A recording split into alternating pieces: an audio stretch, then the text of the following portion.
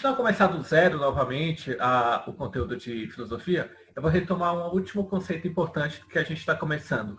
Até porque já é um conteúdo novo em filosofia que eu comecei na última aula. Era para ter até esperado, né? Ter passado um segundo dever para a gente estar começando de fato só hoje, mas achei pertinente a gente já fazer essa introdução antes do recesso e eu refaço agora novamente com vocês ao vivo, tá bom?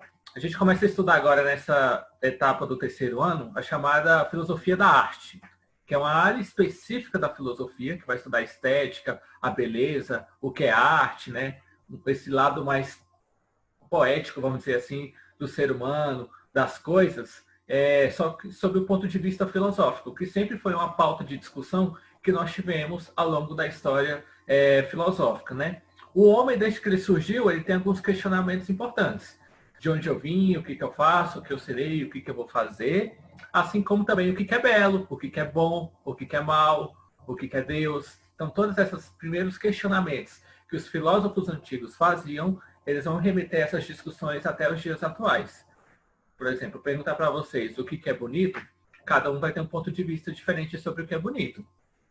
Sobre o que é estético, sobre o que é belo, sobre o que é arte, principalmente. A arte para as meninas pode ser uma coisa, a arte para os meninos pode ser uma outra coisa. Uma grande discussão, a pauta social urbana que nós temos é, por exemplo, o grafite e a pichação.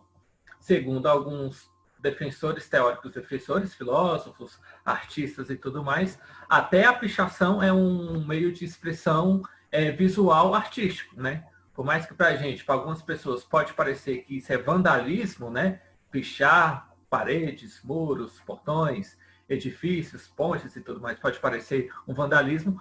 Para algumas classes sociais artísticas, isso também é um modo de expressão de arte.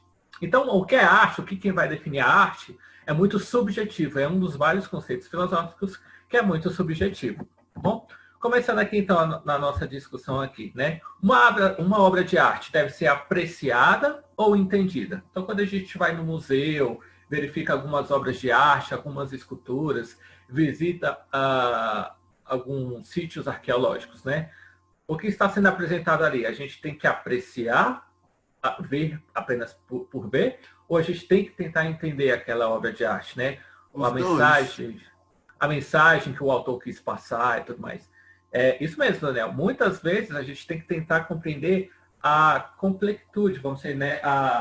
O grau de funcionamento daquela obra, né? A informação que ela passa, a técnica que foi utilizada, o período histórico que ela foi construída. Então, uma obra de arte, ela pode nos contar várias histórias, né? Pode contar a história do autor, o modo de expressão artístico daquele período onde foi construído, Tiaguinho, foi feito por um homem, por uma mulher. Oi, Daniel.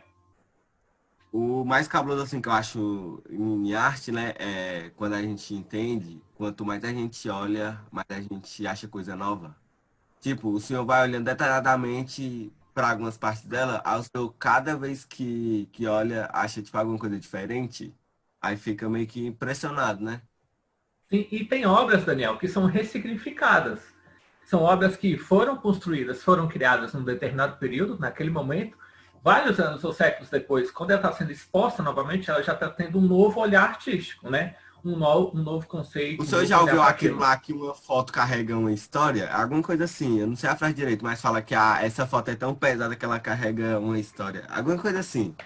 Uhum. Não, e eu acredito muito bem nisso também. Eu acredito que uma simples fotografia, escultura, pode nos trazer mil histórias. Né? A gente pode contar várias coisas, né? Pegar É igual várias aquela, é a arte mensagens. rupestre que fala na pedra. Isso, arte rupestre, lá na pré-história. Olha lá, que isso é uma arte que conta a história do universo praticamente da Terra aqui. A gente fala que é uma arte pictográfica, né? Que os pictogramas, os desenhos, eles vão nos trazer algumas várias mensagens, né? Eu não sei como é que está o debate nas aulas de arte de vocês, mas na minha época a aula de arte era muito teórica nesse sentido, né? Porque também é o que é muito cobrado nas avaliações externas de vocês, tá O bom? professor tem arte para cego? Tem, cara. Hoje em dia, antigamente já foi mais difícil, é claro isso, né? Mas hoje em dia tem muitas obras criadas com, como é que se fala? Em alto relevo, para você sentir com as mãos aquela obra de arte. Então hoje em dia tem várias técnicas. Até para quem enxerga, às vezes. essas técnicas de arte são utilizadas até para as pessoas que enxergam também, que não necessariamente são cegas, tá bom?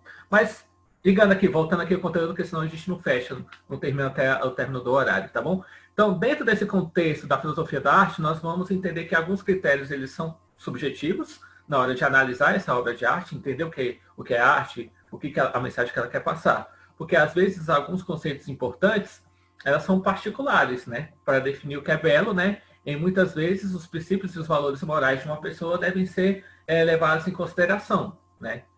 Apesar de ser uma pergunta aqui no contexto da nossa tela, muitas vezes, para a gente entender uma arte, é nesse sentido, né? De que a gente tem que entender o que é bom e o que é belo para nós mesmos. E quem molda isso dentro da gente? A gente cria isso do nada? Não. Isso é nos fornecido, é colocado dentro da nossa cabeça o que é bom e o que é ruim, tá bom? Então, todas essas perguntas não são novas, como eu já disse para vocês. Desde a filosofia antiga, na Grécia Antiga, essas mesmas perguntas eram feitas lá antigamente. Mas são questões que sempre podem ser novamente respondidas, tá bom?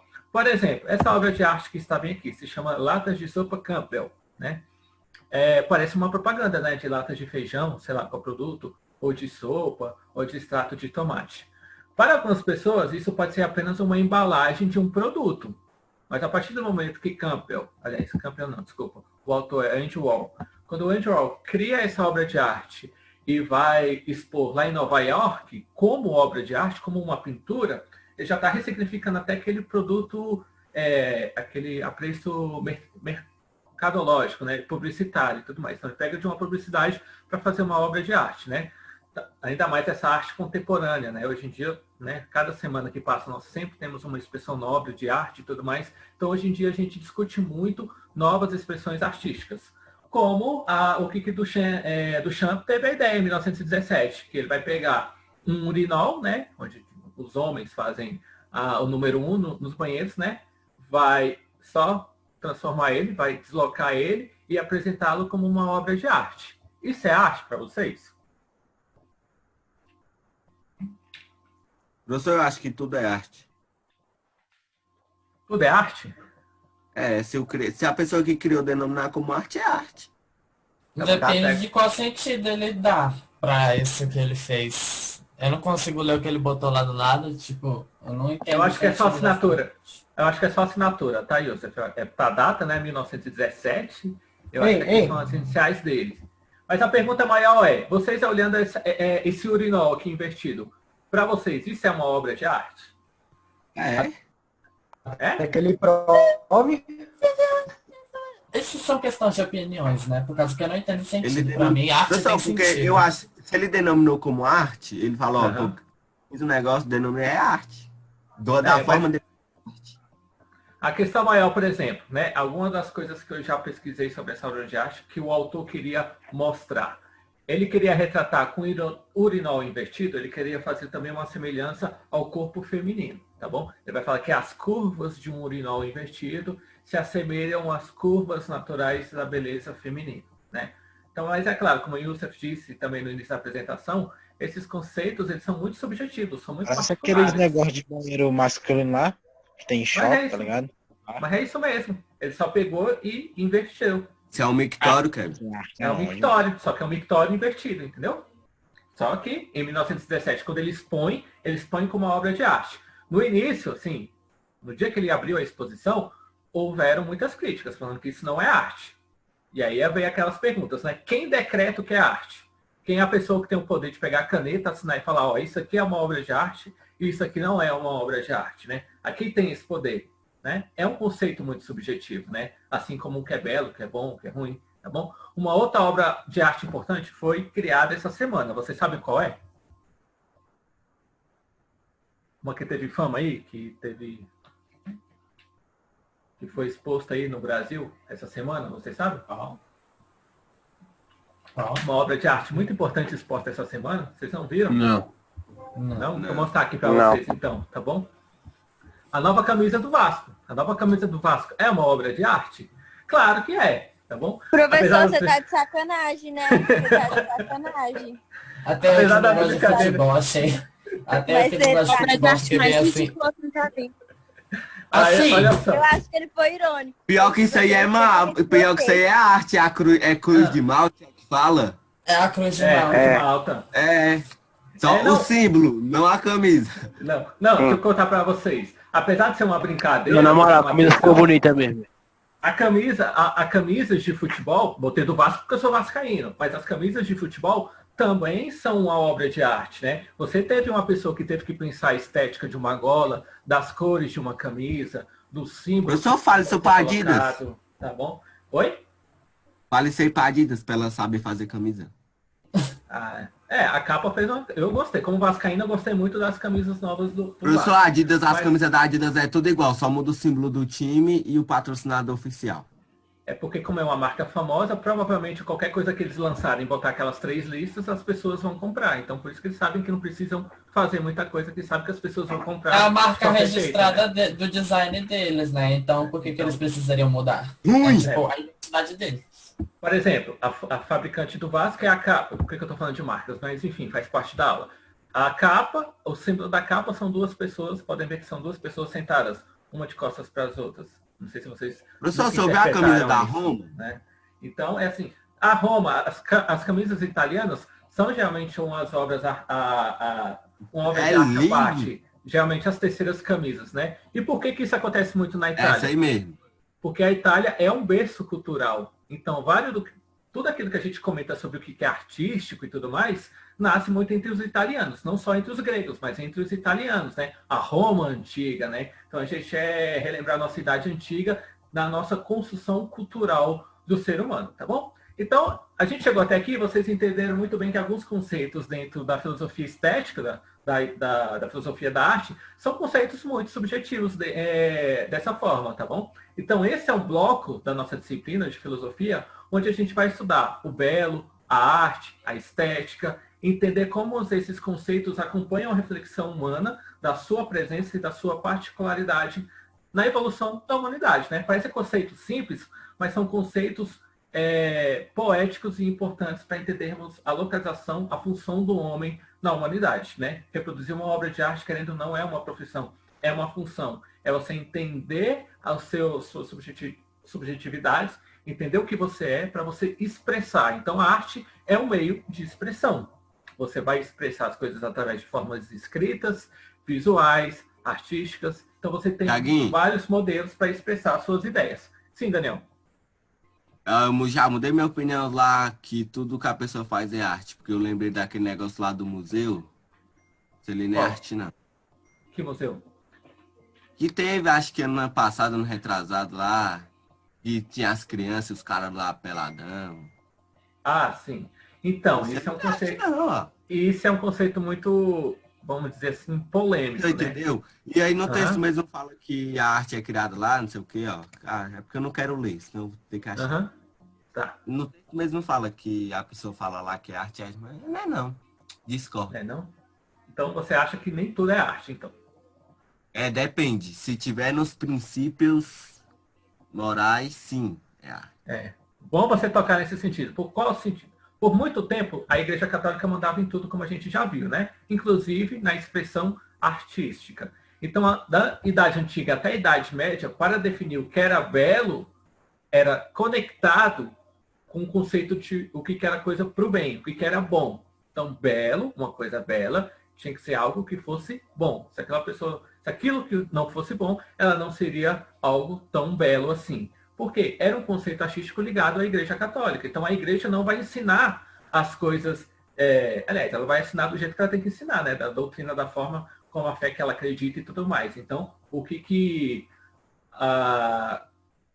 é verídico, o que é verdadeiro fazer como ser humano como um ato. O que é válido para o homem crescer, evoluir, não pecar, chegar até o céu. Então, ele vai ter que fazer as coisas boas. E essas coisas boas são belas no ponto de vista religioso, que é o que comandava muito a arte até a Idade Média. Na Idade Média a gente começa a ter uma ruptura, né? No finalzinho da Idade Média, como a gente já viu em história, que aí começa a vir o renascimento cultural e científico, e até na arte, né, e na filosofia da arte, nós temos umas mudanças substanciais de conceitos nesse sentido, tá bom? Então, é uma disciplina que vai surgir ali mais ou menos no século XVIII, né? Vai surgir como um nome de estética, né? Através do filósofo alemão Alexander, aí eu não sei falar esse nome aqui, tá bom? Deve ser Baumgarten, alguma coisa assim, tá bom? Logo, a arte, ela é um conceito e um conceito tão antigo que ela vai passar por várias ressignificações ao longo da história. Por muito tempo, a arte era somente o produto que eu faço. Então, se eu pinto uma tela de arte, aquela tela é que é arte, né? Hoje em dia, a arte, como o Daniel estava comentando, e já voltou atrás no seu conceito, a arte pode ser muita coisa. A arte, nós vamos ter vários conceitos. Inclusive, a arte, ela vai ter várias áreas, né? Vocês já ouviram falar que o cinema é a sétima arte? Já ouviram isso, essa frase? Já. Sim. O cinema é a sétima arte? Porque vão ter várias categorias dentro da arte que são categorias próprias. Literatura, peças, cinema, tudo isso são categorias de arte. Então, a arte vai ter uma gama infinita de possibilidades. Então, quase chega aquele conceito que o Daniel estava defendendo, né? Que tudo é arte. E quase tudo é arte mesmo, nesse sentido. Estando nos princípios morais. Sim, mas aí, nos princípios morais, Daniel, a gente pode fazer essa colocação somente até a Idade Moderna. Porque o que é um princípio moral bom para você? É a mesma coisa que é para mim? É verdade. É porque hoje em dia, tipo, também a música. Eles usam a música como uma forma de expressar, de uma expressão, de uma liberdade É uma de das expressão. categorias, aquelas categorias que eu estava falando, a música é uma delas também, uma das E categorias quebra de os arte. princípios morais. Aham. Então, a gente vai dizer que a arte ele vai aproximar e vai passar uma informação, uma expressão, né, para as pessoas, ou as pessoas vão se expressar através da arte. Foi assim na antiguidade e é assim até os dias atuais. Só que hoje em dia a arte ela é imbuída por vários conceitos e ainda mais por essa idade contemporânea que nós estamos vivendo. Então, hoje os nossos formatos de expressão artísticos elas estão muito diferentes e muito modificadas, né? Tanto que há muita produção artística que a gente não sabe valorizar o que é certo, o que não é, o que é bom, o que não é. Por exemplo, dificilmente a gente vai ter hoje em dia, 2020, aqui no século XXI, a gente vai ter uma mesma obra de arte que vai ter um impacto na sociedade, como a Mona Lisa teve lá atrás, como a escultura de Davi teve lá atrás, como a Capela Sistina do Vaticano teve, que Michelangelo pintor teve lá atrás. Hoje em dia é muito difícil a gente definir esses conceitos. Tanto que aquilo que tem mais valor hoje de obra de arte, geralmente ainda são pinturas, esculturas produzidas no passado, né? Quase nada hoje que tem muito valor artístico foi produzido atualmente. Com exceção daquele grafiteiro lá dos Estados Unidos, não sei se vocês já ouviram falar, o Banksy, que ele geralmente não aparece, né? Ele é tipo um grafiteiro anônimo, assim. Ele só assina as peças dele e as peças dele são muito polêmicas, né? Porque ele sempre está debatendo questões políticas nas suas obras de arte. Então eu acho que talvez é o único artista contemporâneo que pinta, que faz as suas obras e que tem muito valor dentro da sociedade nesse conceito, tá bom? Então vamos lá, a escultura, a produção artística nasce lá na Grécia Antiga, como a filosofia, como a história, como muita coisa, surge lá na Grécia Antiga. Na verdade, a arte surge como arte, né? Como expressão, surge já desde o período das cavernas, que a gente viu na pré-história com as pinturas rupestres. Desde que o homem começa a expressar algumas coisas através de desenhos, pinturas, encenações, isso já é um modo de apresentar e produzir a arte dentro desse contexto histórico que nós estamos vendo, tá bom? Então, por muito tempo, a palavra arte pode ser aplicado, né, nesse sentido atualmente, né? A palavra arte pode ser aplicada tanto às obras de arte, que são as esculturas e as pinturas, como aos artesanatos e manufaturas, ou seja, confecção manual de sapatos, móveis. Então, hoje quase tudo é uma arte. Vocês aqui ainda não estão na idade de fazer compras para casa, né? A não ser comida, né? Mas assim, quem aqui já acompanhou os pais na compra de uma cama? Eu fazia só.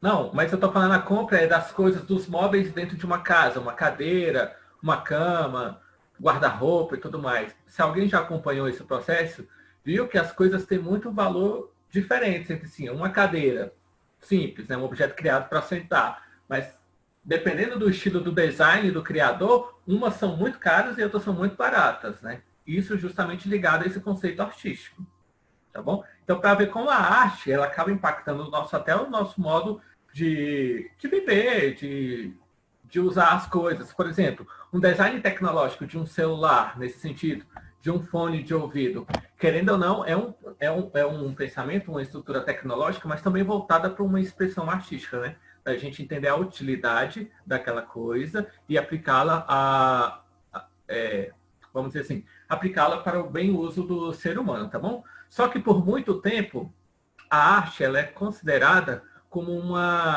algo não muito válido, porque por muito tempo, na antiguidade, por exemplo, como está aqui no texto, e na Idade Média, quando você fazia pinturas, representações da natureza, você não estava sendo original para alguns pensadores daquele período, porque você estava apenas fazendo uma reprodução de uma criação divina, ou seja, Deus criou o homem. Se você faz uma pintura de um ser humano, você não está sendo original, você está fazendo apenas uma cópia de uma criação divina, né? É um conceito muito ligado à questão religiosa, né?